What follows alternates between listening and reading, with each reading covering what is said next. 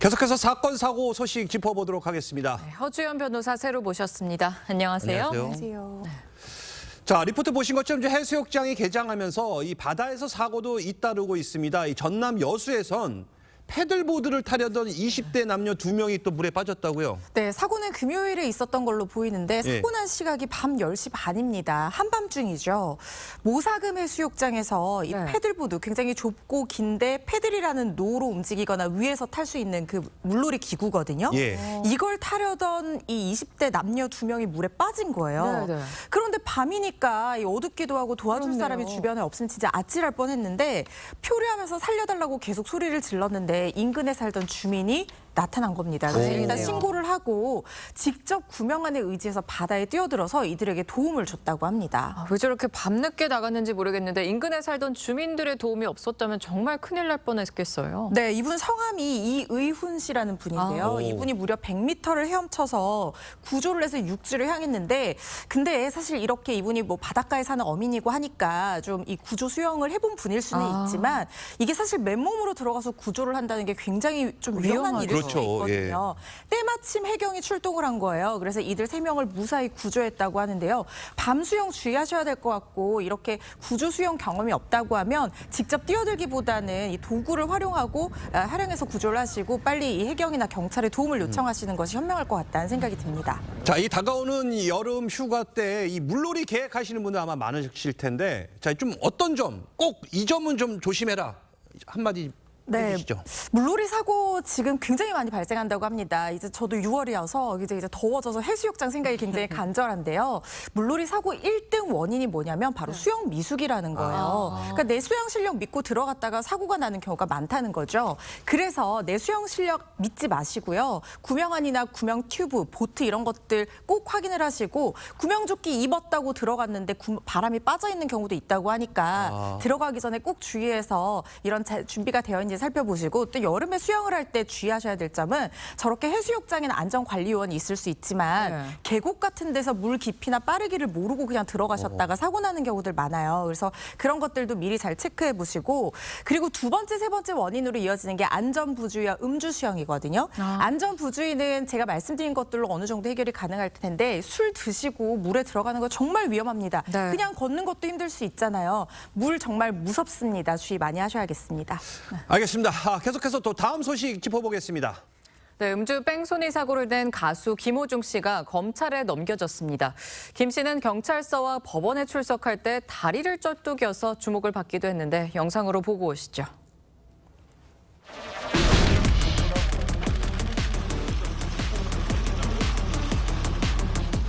음주운전 혐의 추가됐는데 혹시 사고 당시 만취 아니었다는 입장 여전하신가요? 검찰 소속 앞두고 따로 하실 말씀 없으세요? 끝나고 말씀드리겠습니다. 죄송합니다.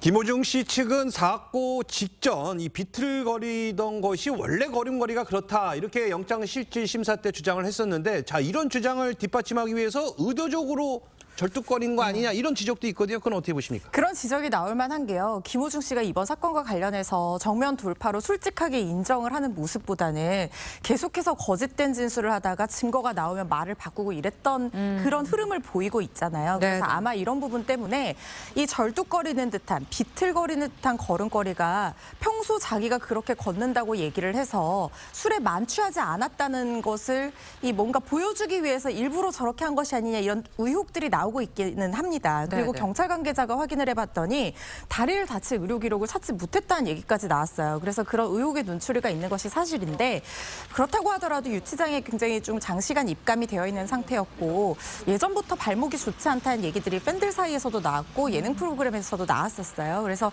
이런 부분 때문에 운동을 오랫동안 하지 못해서 실제로 뭐 발목이 안 좋았을 가능성도 배제할 수는 없다고 봅니다. 네, 그런데 국과수의 걸음걸이 분석 결과 김호중 씨의 사고 사고 직전 걸음걸이와 평소 걸음걸이가 또 다르다 이 결과가 나왔어요. 네, 이게 이 법보행 분석이 사실은 이 범인의 걸음걸이와 증거 영상에 있는 걸음걸이를 비교 분석해서 이 사람이 그 사람이 맞는지 확인하는 수사 기법인데 네. 지금 김호중 씨 사건에서 이렇게 법보행 분석까지 등장하게 된 가장 결정적인 원인은 결국에는 김호중 씨가 나는 만취 상태가 아니라 원래 비틀거리는 걸음걸이다라고 주장하면서 영장 실질 심사에서도 자신이 만취하지 않았다는 걸 주장하기 위해서 그런 영상까지 제출하니까 이런 수사까지 가게 되는 것이거든요.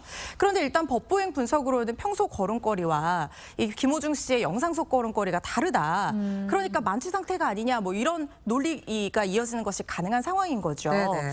만약에 이런 법보행 분석의 결과가 증거로 채택이 된다고 하면 결국에는 김호중 씨 주장의 신빙성이 떨어지는 결과로 이어질 것 같다는 생각이 듭니다. 자, 그래서인지 김호중 씨의 구속영장에 음주운전 혐의도 추가가 됐습니다. 이 앞서 국가수에서 나온 이 법보행 분석 결과가 결국엔 이 김호중 씨의 음주운전 혐의에 입증하는 데 더 무게를 실어준 거 아니냐 이런 또 평가도 있어요. 네, 간접적으로는 뭐 영향을 줄 수는 있을 것 같습니다. 왜냐하면 취한 상태여서 비틀거린다라는 것이 지금 수사기관의 주장이거든요. 네. 그런데 음주운전죄라고 하는 것은 운전 당시에 혈중 알코올 농도가 0.03% 이상이라는 것이 입증이 돼야 처벌을 할 수 있는 범죄이기 때문에 단순히 취했다, 만취했다 이걸 가지고 그때 당시 혈중 알코올 농도를 수치적으로 표현하기는 좀 쉽지는 않아요.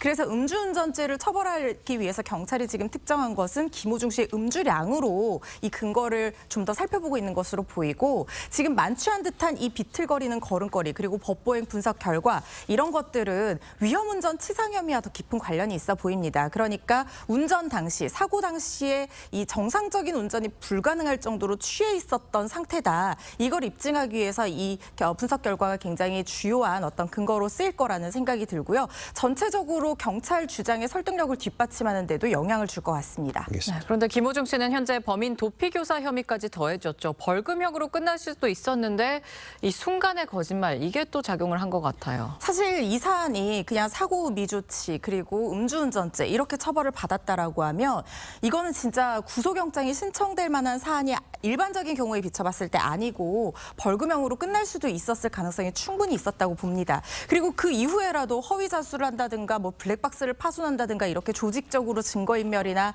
범인 도피 교사 같은 것들을 하지 않았다고 한다면 이 부분은 집행유예로도 풀려날 수 있었던 부분이라는 생각이 들어요. 그렇지만 그 이후에 조직적인 증거 인멸 행위와 범인 도피를 방조했다고 봤었는데 김호중 씨가 통화를 한 그 매니저에게 직접 자수, 사건을 처리해달라 이렇게 한다는 것이 그 매니저의 휴대폰 통화 녹취로 나온 상태란 말이죠. 네. 그래서 경찰이 방조가 아니라 이건 범행을 지시한 거라고 봐서 범인 도피 교사 혐의를 지금 추가한 상황인데 이런 것들을 종합해서 보면은 결국에는 실형 가능성 배제할 수 없다는 생각이 들고요. 도주치상 하나만 보더라도 양형위원회 공고 형량이 최대 가중 요소가 있다고 하면 6년입니다. 이게 다 나오지는 않겠지만 뭐 일각에서 3년 이상 이런 예측도 나오고 있는 상황인데요. 합의를 하고 반성한 다는 어떤 모습이 보인다고 하더라도 실형을 피하기는 다소 어려워 보이는 상황입니다. 알겠습니다. 이어서 다음 소식도 한번 살펴보도록 하겠습니다. 칸 영화제에 참석한 이 배우 유나 씨가요, 이 경호원에게 인종차별을 당했다 이러면서 또 논란이 불거지고 있습니다. 경호원은 유나 씨가 팬들에게 인사위에 몸을 돌리자 저렇게 팔로 막아선 건데 혹시 뭐 안전 문제 때문에 저런 걸까요?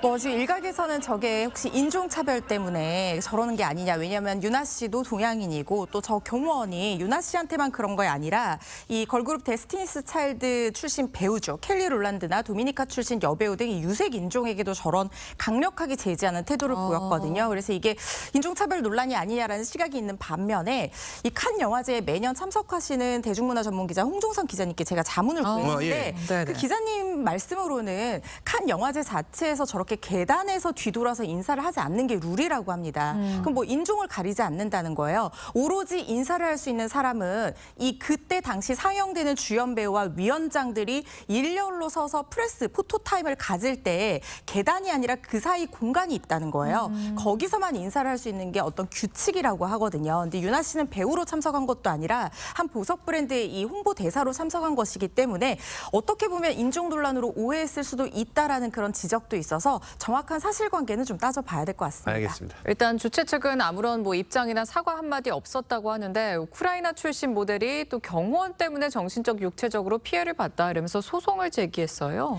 그렇습니다. 우크라이나 출신 모델 이 사와라는 모델인데요. 네. 자기가 이 사람에게 폭행을 당했다. 그러니까 난폭하게 막아서는 게 거의 신체적 폭행 수준이었다. 그리고 정신적 피해를 당했다라고 하면서 한화로 약 1억 5천만 원의 손해배상 청구 소송을 제기했다는 소식이 들어와 있습니다. 그런데 아무리 규칙이라고 하더라도 이 모델에게 단순히 막아서는 수준이 아니라 신체적 폭행 수준의 어떤 행위가 있었다라고 한다면 이건 또 별개의 문제죠. 이 부분에 있어서는 손해배상 청구가 인용될 가능성도 배제할 수는 없어 보입니다.